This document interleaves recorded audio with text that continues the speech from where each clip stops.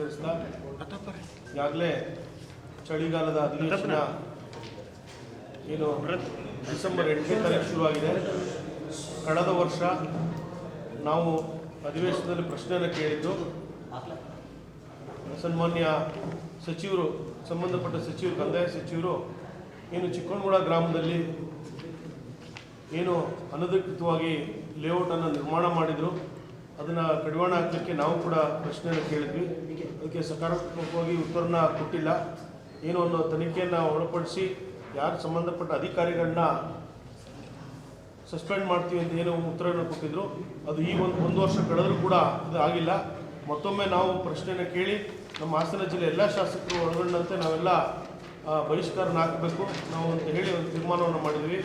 ಏನು ಸರಿಸುಮಾರು 75 ಎಕರೆಗಿಂತ ಹೆಚ್ಚು, 73 ಎಕರೆಗಿಂತ ಹೆಚ್ಚು ಸರ್ಕಾರಿ ಜಮೀನನ್ನು, ಅದು ನಗರಕ್ಕೆ ಸಂಬಂಧಪಟ್ಟಂಗೆ, ನಗರ ಒಳಪಟ್ಟಂಗೆ ಇವತ್ತು ಪಾಲಿಕೆಗೆ ಸೇರ್ಪಡೆ ಆಗಿದೆ. ಹಿಂದಿನಿಂದಲೂ ಕೂಡ ಚಿಕ್ಕನಗೂಡ ಗ್ರಾಮ ನಗರಸಭೆ ವ್ಯಾಪ್ತಿ ಒಳಗಡೆನೇ ಇರತಕ್ಕಂಥದ್ದು ತಮಗೆಲ್ಲರಿಗೂ ಗೊತ್ತಿದೆ.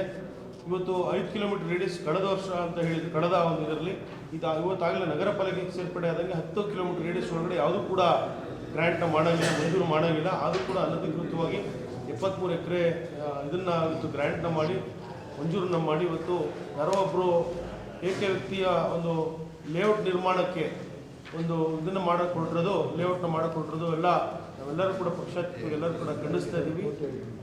ಸುಮಾರು 400 ಕೋಟಿಗೆ ಹೆಚ್ಚು ಒಂದು ಅವ್ಯವಹಾರ ಒಂದೇ ಲೇಔಟಲ್ಲಿ ನಡೀತಾ ಇದೆ. ಹಾಸನ ಸುತ್ತಮುತ್ತ ಎಲ್ಲದೂ ಕೂಡ ಇವತ್ತು ತಮಲಾಪುರದಲ್ಲಿ ನಮ್ಮ ರಿಂಗ್ ರಸ್ತೆ ಹೋಗುವಂಥ ಮುಖಾಂತರ ಒಂದು ಗ್ರಾಮದಲ್ಲಿ ಒಂದು ಲೇಔಟ್ನ ನಿರ್ಮಾಣ ಮಾಡ್ತಾರೆ. ರಾಜಕಾಲುವೆ ಒತ್ತುವರಿ ಮಾಡಿ ರಸ್ತೆನ ನಿರ್ಮಾಣ ಮಾಡಿದ್ದಾರೆ.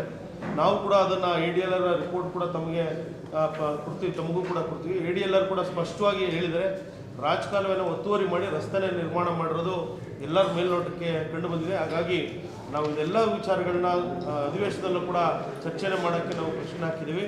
ಮತ್ತು ತಮ್ಮ ಮೂಲಕ ನಾವು ಕೇಳಕ್ಕೆ ಬಯಸ್ತೇವೆ, ಸರ್ಕಾರ ಇವತ್ತೇನು 6ನೇ ತಾರೀಕು ಮುಖ್ಯಮಂತ್ರಿಗಳು ಬರ್ತಾ ಇದ್ದಾರೆ, ಸರ್ಕಾರ ಏನು ಇಡೀ ಸರ್ಕಾರವೇ ಬಂದು ಏನು ಎಷ್ಟೋ ಕೋಟಿ ಅನುದಾನವನ್ನು ಕೊಟ್ಟಿದ್ದೀವಿ ಅಂತ, 1 ರೂಪಾಯಿನೂ ಕೂಡ ಅನುದಾನ ಹಾಸನ ವಿಧಾನಸಭಾ ಕ್ಷೇತ್ರಕ್ಕೆ ಇರ್ಬೋದು, ಹಾಸನ ಜಿಲ್ಲೆಗೆ ಯಾವುದೂ ಕೂಡ ನಮ್ಮ ಸರ್ಕಾರ ಇದ್ದಂಥ ಕೆಲಸ ಇದ್ದಾಗ ಬಿಟ್ಟರೆ ಬೇರೆ ಯಾವುದೂ ಕೂಡ ಕೆಲಸ ಕಾರ್ಯಗಳಾಗಿಲ್ಲ.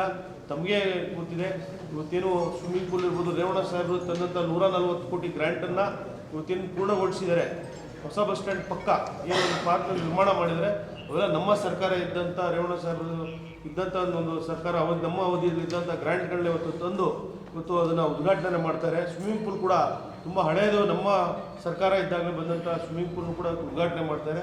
ಹಲವಾರು ಕೆಲಸ ಕಾರ್ಯಗಳು ಇವತ್ತು ಆಗಲೇ ಗೌರ್ಮೆಂಟ್ ಆಸ್ಪತ್ರೆದು ಹೇಳ್ತಾರೆ, ಅದು ಯೂಸರ್ ಫ್ರೆಂಡ್ಲಿ ಆಸ್ಪತ್ರೆಯಲ್ಲಿ ಇರೋದೇ ಗ್ರ್ಯಾಂಟನ್ನು ಇವರು ಅನುಮೋದನೆ ಕೊಟ್ಟಿರೋದು ಅದನ್ನು ಉಪಯೋಗಿಸ್ಕೊಳ್ಳೋಕ್ಕೆ. ಹಾಗಾಗಿ ಜನಗಳದ್ದು ಏನು ಯೂಸರ್ ಫ್ರೆಂಡ್ಲಿ ದುಡ್ಡಿದೆ ಆ ಹಣವನ್ನು ಉಪಯೋಗಿಸ್ಕೊಳ್ಳೋಕ್ಕೆ ಅನುಮೋದನೆ ಕೊಟ್ಟಿರೋದು ಬಿಟ್ಟರೆ, ನಾನು ಹಲವಾರು ಬಾರಿ ಅಧಿವೇಶನದಲ್ಲಿ ಪ್ರಶ್ನೆ ಕೇಳಿದೆ. ನಮ್ಮ ಹಾಸನ ನಗರಸಭೆನ ನಗರ ಪಾಲಿಕೆಗೆ ಸೇರ್ಪಡೆ ಮಾಡಿದ್ರಿ, ಹೆಚ್ಚುವರಿ ಅನುದಾನವನ್ನು ಕೊಡಬೇಕು ಮತ್ತು ಹೆಚ್ಚುವರಿ ಹುದ್ದೆನೂ ಕೊಡಬೇಕು ಅಂತ ಕೇಳಂಥ ಸಂದರ್ಭದಲ್ಲಿ ಅವರು ಭಾಳ ಒಂದು ಬೇಕಾಬಿಟ್ಟು ಉತ್ತರನ ಕೊಟ್ಟಿದ್ದಾರೆ. ಹೆಚ್ಚುವರಿ ಅನುದಾನವನ್ನು ಕೊಡಲ್ಲ, ಹೆಚ್ಚುವರಿ ಹುದ್ದೆನೂ ಕೊಡಲ್ಲ ಅಂತ.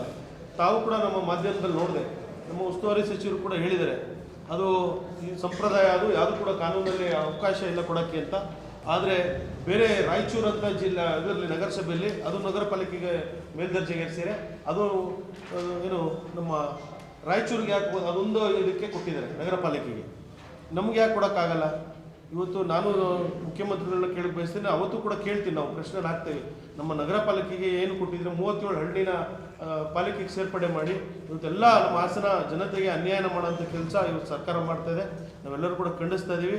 ಹಲವಾರು ವಿಚಾರಗಳನ್ನ ರೇವಣ್ಣ ಸಾಹೇಬರು ಹೇಳಕ್ಕೆ ಬಯಸ್ತಾರೆ. ಆಮೇಲೆ ಇವತ್ತು ಅದು ಕೋರೆನೂ ಕೂಡ ಕೋರೆನ ಗ್ರ್ಯಾಂಟ್ ಮಾಡಿ ಯಾರೋ ಒಬ್ಬರು ಬೇನಾಮಿ ಒಬ್ಬ ವ್ಯಕ್ತಿಗೆ 3 ಎಕರೆ ಗ್ರ್ಯಾಂಟ್ನ ಮಾಡಿ 10 ಎಕರೆ ಏಕರಾಬ್ನ ಅವರಿಗೆ 3 ಎಕರೆಗೆ 10 ಎಕರೆ ಏಕರಾಬ್ನ ಅವರಿಗೆ ಅನುಭವ ಕೊಟ್ಟಿದ್ದಾರೆ. 15 ಎಕರೆ ಇರುತ್ತೆ ಜಾಗ, ಅದನ್ನು 3 ಎಕರೆ ಯಾರೋ ಮಾಡ್ತಾ ಇರ್ತಾರೆ, ಅದನ್ನು ಕೋರೆ ಮಾಡೋಕ್ಕೆ ಕೊಟ್ಟಿದ್ದಾರೆ. ಕೆಲವೊಂದು ಕಡೆ 10 ಎಕರೆನ ಅದು ದೊಡ್ಡ ಸ್ಕ್ಯಾಮ್. ಅಧಿಕಾರಿಗಳು ಶಾಮೀಲಾಗಿದ್ದಾರೆ. ಇದು ಕೂಡಲೇ ಸರ್ಕಾರದ ಮುಂದೆ ಬಂದು, ಯಾರು ಸಂಬಂಧಪಟ್ಟ ಅಧಿಕಾರಿಗಳು ಮುಂದೆ ಬಂದು ಇದಕ್ಕೆಲ್ಲ ಕಡಿವಾಣ ಹಾಕಬೇಕು. ಇದೇನು ಅಧಿಕಾರಿಗಳು ಯಾರು ಬೇರೆ ಬೇರೆ ಕಾವಲು ಸರ್ವೆ ನಂಬರ್ಲ್ಲ ಕೊಡ್ತೀವಿ ಇಲ್ಲಿ. ಹಾಗಾಗಿ ನಾವು ಕೂಡ ಸರ್ಕಾರಕ್ಕೆ ಆಗ್ರಹ ಮಾಡ್ತಾ ಇದ್ದೀವಿ, ಇವೆಲ್ಲ ತನಿಖೆ ಆಗಬೇಕು. ಅಧಿಕಾರಿಗಳು ಇವತ್ತೆಲ್ಲ ಒಂದು ಕಡೆ ಯಾರು ಕೇಳಿದರ ಮಟ್ಟಿಗೆ ಇವತ್ತು ಹೋಗಿದ್ದಾರೆ ಅಂತ ನಾನು ಈ ಸಂದರ್ಭ ಹೇಳಕ್ ಬಯಸ್ತೇನೆ. ಕೊಡ್ತೀವಿ, ಡೀಟೇಲ್ ಕೊಡ್ತೀವಿ.